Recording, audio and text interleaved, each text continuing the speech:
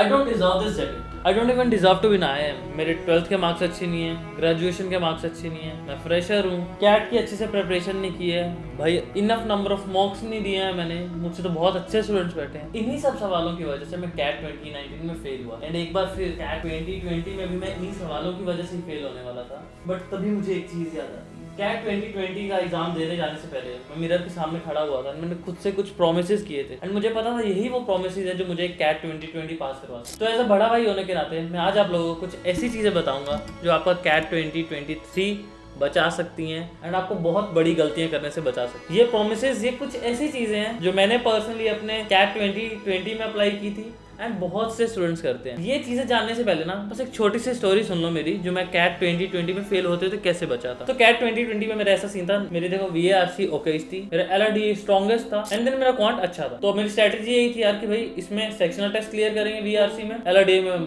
Scoring में था, LRD हम अच्छे से फोड़ेंगे, बहुत ज्यादा नंबर लाएंगे एंड क्वांट्स में हम अच्छे डिसेंट नंबर ले आएंगे। अब एग्जाम में पढ़ने जाता हूँ, आपको पता है वहाँ कितना स्ट्रेस होता है, इतने स्टूडेंट्स होते हैं वहाँ पे, प्लस आपको दिमाग में ही चल रहा होता है कि यार 1 साल की मेहनत है, अभी मेरे को आज अच्छा देना ही देना है। तो मैं एग्जाम हॉल में बैठा होता हूँ, एग्जाम स्टार्ट होता है, पहले तो मेरी हार्ट बीट का ग्राफ ऊपर जाता है जैसे ही हमारे VARC सेक्शन स्टार्ट होता है। तो पहले 1-2 मिनट मुझे समझ ही नहीं आता क्या करूँ, बट रिलैक्स होता हूँ, वही अपने प्रोमिसेस याद करता हूँ जो मैंने प्रोमिस खुद से किया था, फिर करने बैठता हूँ। अपने VARC मेरी सारी स्ट्रेटेजी बिल्कुल सही जाती है जैसा मैंने प्लान किया था, ऑलमोस्ट वो सब चीजें वैसे ही जाती हैं। तो मेरा जो हार्ट बीट का ग्राफ था नॉर्मल आता है एंड जैसे ही VARC का सेक्शन खत्म होता है मैं बहुत ही ज्यादा खुश होता हूँ कि अब मेरा फेवरेट सेक्शन था LRD। बट कैट 2020 कुछ ऐसा होता है जो बहुत सालों से नहीं होता, यानी कि LRD बहुत मुश्किल आ जाता है। मैं LRD जहाँ पे मैं 3 सेट क्लियर कर लेता था, यहाँ मुझे समझ नहीं आता मैं अब सेट उठाऊं ही कौन सा, क्योंकि बहुत लंबे सेट से, बहुत लेंदी सेट्स थे क्योंकि जो मैंने प्रैक्टिस नहीं किए थे एंड ऐसे इतने हैवी सेट्स पिछले कुछ सालों में आए भी नहीं थे। तो इसी चक्कर में मैं अपने कुछ प्रोमिसेस वो भूल जाता हूँ। तो इसी सब टेंशन में मैं एक गलत सेट चूज कर लेता हूँ। गलत सेट चूज करना भी बहुत बड़ी गलती नहीं थी एंड गलत सेट चूज करने से बड़ी एक गलती मुझसे ये होती है कि मैं अपने वो प्रोमिसेस भूल जाता हूँ एंड इसी वजह से जब मैं 3 सेट क्लियर कर लेता था, अब तो मुझे ये हो गया था यार कोई भी एक सेट भी कंप्लीट हो जाए पूरे सेक्शन। तो मेरी हार्ट बीट का ग्राफ इस बार मैं क्या बताऊं यहाँ तक था। LRD का सेक्शन खत्म होने के आखिरी कुछ 10 मिनट में मुझे वो प्रोमिसेस फिर से याद आते हैं, मैं अपना पुराना सेट छोड़ता हूँ, एक नया सेट उठाता हूँ, उसके कुछ क्वेश्चंस करता हूँ एंड बाकी किसी 1-2 सेट्स में से 1-2 क्वेश्चन चूज करके करता हूँ एंड इसी के बीच मेरा LRD का सेक्शन खत्म हो जाता है। अब जैसे मेरा क्वांट का सेक्शन शुरू होता है ना, मेरे दिमाग में इतने ज्यादा क्वेश्चन चलते हैं कि केशव LRD तेरा स्कोरिंग सेक्शन था, तेरा उसमें अब पता है तूने जैसे 5 क्वेश्चन ही किए हैं, सिर्फ 4 क्वेश्चन ही सही होने वाले हैं एंड हमेशा तेरे इसमें ही 30 नंबर बनते थे, 36 नंबर बनते थे, अब तू करेगा क्या। बहुत सारे क्वेश्चंस लिटरली 1000 में मेरे दिमाग में घूमने लगे कि सिर्फ तेरा कैट 2020 में अब नहीं होगा, तूने इतने साल मेहनत की वो नहीं होगा, अब जो तेरे ड्रीम्स थे वो अचीव नहीं होंगे। बट फिर मुझे याद आया कि केशव तूने पिछले साल भी यही गलती की थी, अब तो अपने वो प्रॉमिस एक आखिरी बार याद कर ले और भाई कर ले काम। मैंने वो अपने प्रॉमिसेस फिर से याद किए, लिटरली मैंने क्वांट का सेक्शन 2 मिनट लेट स्टार्ट किया था ये सब सोच के एंड फाइनली मैं अपना क्वांट का सेक्शन बहुत अच्छे से देता हूँ। उनमें से एक प्रॉमिस आपको अभी बताता हूँ, वो था कि 100% देना है। मैंने अपना 100% दिया भाई, क्वांट बहुत अच्छे से दिया एंड फाइनली हमारा कैट का एग्जाम ओवर हो गया। जैसे मैंने आपको बताया था कि मेरा VARC मेरा ओकेश गया था जैसा हमेशा जाता था, LRD मेरा स्कोरिंग होता था बट उसमें लिटरली इतने कम नंबर आए कि बस मैं सेक्शनल कट ऑफ ही क्लियर कर सकता था। बट क्वांट्स जो मेरा हमेशा सिर्फ डिसेंट जाता था, जिसमें अराउंड मेरे 15-18 नंबर आते थे, उसमें मैंने स्कोर किए 35 मार्क्स। जब कैट का रिजल्ट आया आई वॉज लिटरली शॉक्ड। तो ये स्टोरी मैंने आपको इसलिए बताई क्योंकि यार क्या होता है, कैट एग्जाम है ही ऐसा एग्जाम कि आप एक्सपेक्ट ही नहीं कर सकते फाइनल दिन क्या होगा। लिटरली इतने सारे परम्यूटेशन एंड कॉम्बिनेशन है कि आप एक्सपेक्ट कुछ करके जाओगे, हो सकता है वो एक्सपेक्टेशन टूट जाए। तो मैं पर्सनली चाहता हूँ कि सबसे पहला प्रॉमिस आप जो आज मिरर में देख के करो कि नो एक्सपेक्टेशंस। चाहे रिलेशनशिप होता है, चाहे कुछ होता है, चाहे कैट का एग्जाम ही ना हो, तुम्हें D-Day वाले दिन कोई एक्सपेक्टेशन नहीं रखनी है। सेकंड आता है सबसे बड़ा कि 100% देना है। 100% देना है सबसे पहले तो कैट के सेंटर में जाते हुए कॉन्फिडेंट रहना है, देन 100% देना है अपना वहाँ बैठ के खुद को पूरा पीस देने का, देन 100% देना है जब तुम VARC का सेक्शन दोगे।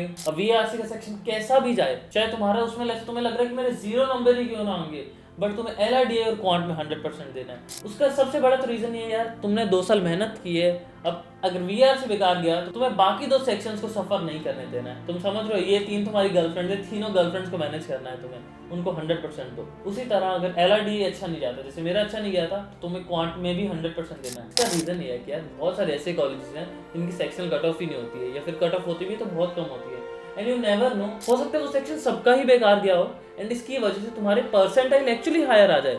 तुम समझ रहे हो ना, नंबर कम बट परसेंटाइल ज्यादा आ सकती है। देन तुम्हें 100% देना है अपनी वो स्ट्रेटेजीज फॉलो करने को। वो स्ट्रेटेजीज ये हैं, सबसे पहले तो तुमने चूज किया होगा कि लेट्स से मैं पहले आरसीज करूंगा या मैं पहले वीए करूंगा। देन एलआरडीए के लिए में भी तुम्हारी स्ट्रेटेजी होगी कि लेट्स से मैं पहले फटाफट देखूंगा मुझे कितने सेट्स करने हैं, मुझे 3 सेट्स करने हैं, तो मैं उनको पहले मार्क करूंगा। तो वो स्ट्रेटजी फॉलो करनी है। मे भी हो सकता है क्वांट के लिए तुम्हारी एक स्ट्रेटजी हो कि सेक्शन के स्टार्ट में अपने 2 मिनट ऐसे दूंगा जो मैं पूरा ओवरव्यू लूंगा एंड उसमें से क्वेश्चन सिलेक्ट कर। तो ये स्ट्रेटजीज में भी तुम्हें 100% देना है, वहां जाकर कोई बौखलाना नहीं है, तुम्हें इन स्ट्रेटजीज को फॉलो करना है जो तुमने शुरू से बनाई है। एंड देन आते हैं हमारे अगले प्रॉमिस की ओर। ये प्रॉमिस ऐसा प्रॉमिस है भाई जो तुम्हें कैट तुम्हारा डुबा भी सकता है या तुम्हें फुल पार भी करवा सकता है। तो नेक्स्ट प्रॉमिस जो मैं चाहता हूँ तुम खुद से करो वो ये है कि तुम मूव ऑन करोगे। आई होप तुम लोगों को अभी तक तो समझ ही गए होगा, किसी भी एक क्वेश्चन पे अटक के रहने का कोई मतलब नहीं है। तुम एक क्वेश्चन पे 4 मिनट 5 मिनट 10 मिनट बर्बाद कर रहे हो, उससे तुम्हें कुछ बेनिफिट नहीं होने वाला है, बहुत नुकसान होगा। तुम जो पहले खुद से प्रॉमिस करके जाओगे, इन केस अगर एक मुझे क्वेश्चन आता भी है, बहुत अच्छे से आता है, 1000 बार किया, वहां पे जाके नहीं हो रहा है, उस पर मैं 1-2 मिनट से ज्यादा बर्बाद नहीं करूंगा, उसको मार्क फॉर रिव्यू डालूंगा, आगे नेक्स्ट क्वेश्चंस करूंगा, जब टाइम बचेगा तो इस पे आऊंगा। यही वो प्रॉमिस है यार जिसकी वजह से मैं आईएम जम्मू पहुंचा और ये जैकेट पहन के रखा हूँ।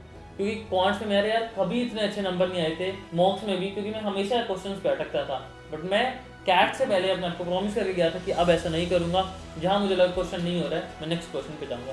एंड उसकी वजह से जहां मेरे 15, 18, 20 नंबर आते थे, मैंने अराउंड 35 स्कोर किए। इस वीडियो का टाइटल भी ये था यार, आई don't deserve IIM question mark. तो यार ये क्वेश्चन मार्क तुम्हें सोचना ही नहीं है। यही क्वेश्चन मार्क मैंने सोचा था 2019 में, 2020 पे भी मैंने जब LRDI मेरा बहुत बुरा जा रहा था, मेरे दिमाग में यही चल रहा था। बट नहीं, तुम्हें नहीं सोचना है, क्योंकि बात ये नहीं है कि तुम IIM को डिजर्व करते हो नहीं करते, बात ये है कि IIM हम जैसे स्टूडेंट्स को डिजर्व करता है। वो उन स्टूडेंट्स को डिजर्व करता है जिनको पता है यार IIM मेरा फाइनल गोल नहीं है, मेरा फाइनल गोल ये है कि मुझे सक्सेसफुल होना है। IIM या MBA हमारा एक सिर्फ रास्ता होने वाला है। एंड मैटर नहीं करता यार हम इस रास्ते पे चले या ना चले, हमारा फाइनल है कि हमें एजुकेट होना है एंड हमें जाना है फाइनल हमारे सक्सेसफुल करियर की ओर। देखो यार जो ये सब प्रोमिसेस है ना, कुछ फालतू के प्रोमिसेस नहीं है, क्योंकि मैं ये प्रोमिसेस सिर्फ आपसे नहीं ले रहा, मैं अपने रियल भाई से भी ले रहा हूँ, राघव, जो कैट के लिए प्रिपेयर कर रहा है। क्योंकि यार मैं नोएडा में हूँ, वो घर पे है, तो उसके लिए भी ये वीडियो है। ऑल्सो क्योंकि मैं अभी उसके सामने नहीं हूँ, उसको बैठ के या पूरी गाइडेंस नहीं दे पा रहा हूँ, इसलिए मैं कैट से एक दिन पहले उसके साथ गूगल या जूम मीट करने वाला हूँ, जहाँ मैं उसको एग्जैक्टली बताऊंगा क्या करना है। क्योंकि आप लोग भी मेरे छोटे भाई बहन की तरह हो, आप भी इस मीट में आ सकते हो। इसका लिंक मैं डाल दूंगा डिस्क्रिप्शन में। आप लोगों को कुछ नहीं करना है, डिस्क्रिप्शन में लिंक होगा, वहाँ अपना नेम और ईमेल डाल देना, आप लोग को मैं टाइमिंग्स और मीट का लिंक सेंड कर दूंगा। ये एक मेरी तरफ से छोटा सा जेस्चर है यार आपके लिए, क्योंकि आप लोग हमेशा मेरे साथ रहे हो एंड मैं भी आपके साथ। तो यार एक लास्ट प्रॉमिस जो मैं तुम सबसे चाहता हूँ यार, जैसे ही तुम्हारा कैट एग्जाम खत्म होना, एक ही चीज तुम्हें याद रखनी है, your goal, your mission is to be successful and MBA या फिर IIM सिर्फ एक रास्ता है उसके थ्रू जाने का। चाहे तुम्हारा होता है चाहे नहीं होता है,